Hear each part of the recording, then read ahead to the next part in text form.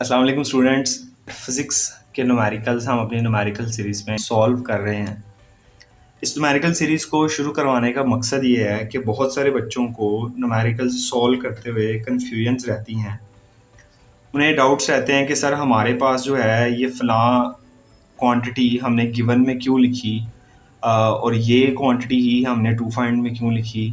और अगर उन्हें ये बात क्लियर हो भी जाए कि गिवन में कौन सी क्वांटिटीज़ दिखते हैं, टू फाइंड में कौन सी क्वांटिटीज़ दिखते हैं, तो उनका सबसे बड़ा क्वेश्चन ये होता है कि सर सॉल्यूशन करते वक्त यही वाला हम जो है अपने सॉल्यूशन में फार्मूला क्यों यूज़ करेंगे। और अगर हम एक फार्मूला यूज़ कर रहे हैं तो बाज़ औक़ात हम और भी फार्मूलाज यूज़ करते हैं जो हमारे एक्चुअली सॉल्यूशन का हिस्सा नहीं होते, लेकिन हम फिर भी साइड बाय से फार्मूलाज यूज़ कर रहे होते हैं।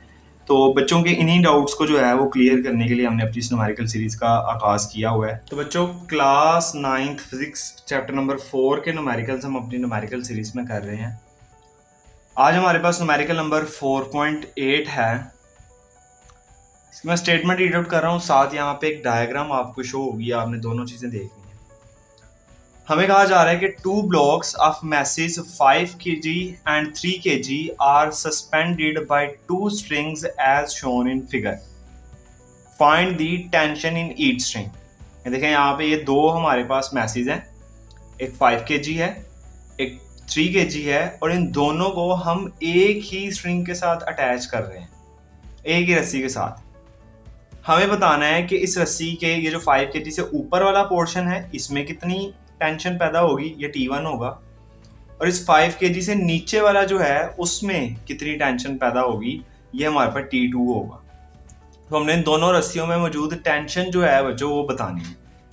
तो भी देखें, ये जो ऊपर वाली रस्सी है इसके नीचे दो मैस लटके हुए हैं, एक 5 kg का मैस लटका हुआ है और एक 3 kg का। दोनों की सपोर्ट कहाँ पे है? ऊपर वाली पे।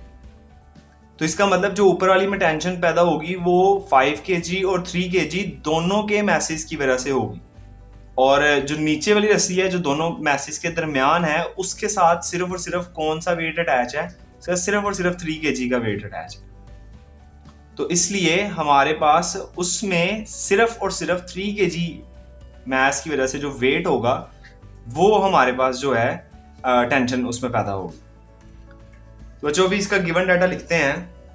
अब बच्चों गिवन डाटा में हमारे पास जो है सबसे पहले एक मैस दिया है, M1 कह लेता हूँ उसको मैं 5 kg, और दूसरा मैस M2 है जो कि मेरे पास 3 kg होगा। अब बच्चों मैसेज की वजह से टेंशन नहीं होती, टेंशन इन मैसेज के वेट्स की वजह से होती है, इसलिए वेट के फॉर्मूले में हमने ग्रेविटेशनल एक्सेलरेशन का कांस्टेंट यूज करना है। तो हम वो लिख लेते हैं यहाँ पे, which is G is equals to 10 metre per second square. बच्चों फिर हमने ऊपर वाली रस्सी में टेंशन T1 फाइंड करनी है, नीचे वाली रस्सी में टेंशन T2 फाइंड करनी है। अभी मैंने आपको क्या बताया कि जो ऊपर वाली रस्सी में टेंशन होगी वो किसकी वजह से होगी? वो जो नीचे वाले मैस M1 का वेट है उसको मैं W1 कह लेता हूँ, और जो हमारे पास उसके नीचे दूसरा मैस है उसके वेट, दोनों के वेट के सम के इक्वल होगी। तो अब इसका वेट का फॉर्मूला लिखते हैं, ये M1G बनेगा, इसके वेट का फॉर्मूला लिखते हैं, ये M2G बनेगा। अब यहाँ से G कॉमन ले ले बिकॉज वो दोनों में सेम है, तो यहाँ से M1 plus M2 into G हो जाएगा। अब यहाँ पे आप इसका वैल्यू पुट कर दें, 5 प्लस 3 और इसकी जगह पे 10। अब 5 प्लस 3 हमारे पास 8 आएगा, और 8 इंटू 10 यहाँ पे हमारे पास लिखा जाएगा। अब 8 इंटू 10 हमारे पास 80 न्यूटन, ये हमारे पास टेंशन पैदा होगी ऊपर वाली रस्सी में, क्योंकि ये टेंशन ज्यादा इस वजह से आई है क्योंकि ये टेंशन नीचे वाले दोनों मैसेज की वजह से है। अब अगर बात करें T2 की, तो बच्चों T2 जो है ये हमारे पास सिर्फ M2 मैस की वजह से होना है, तो इसलिए सिर्फ और सिर्फ उसको मैं M2G यानी जो W2 का फॉर्मूला होने वाला था ये वाला, ये वही मैंने उसकी वजह से लिखा है बिकॉज उसी की वजह से ये उसमें टेंशन पैदा होनी है। तो M2 की वैल्यू जो है ये हमारे पास कितनी है? M2 की वैल्यू हमारे पास है 3, और G की वैल्यू हमारे पास 10 है, तो 3 इंटू 10 करेंगे तो ये 30 न्यूटन, ये हमारे पास T2 टेंशन होगी, जो कि बच्चों किस में पैदा होनी है? नीचे वाली रस्सी में।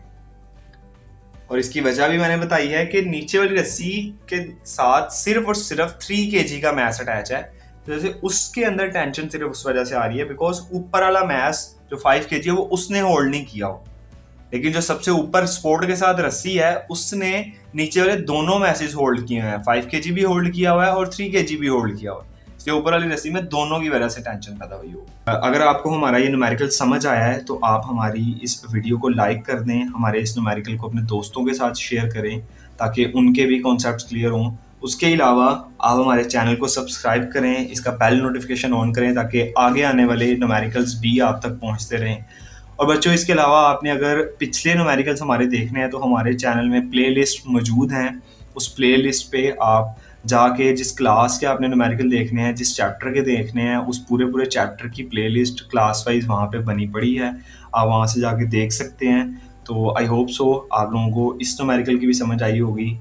अगर आपको इस न्यूमेरिकल की समझ आई है तो आप इस वीडियो को लाइक कर दें। मिलते हैं इंशाल्लाह हम नेक्स्ट वीडियो में, तब तक के लिए अल्लाह हाफ़िज़।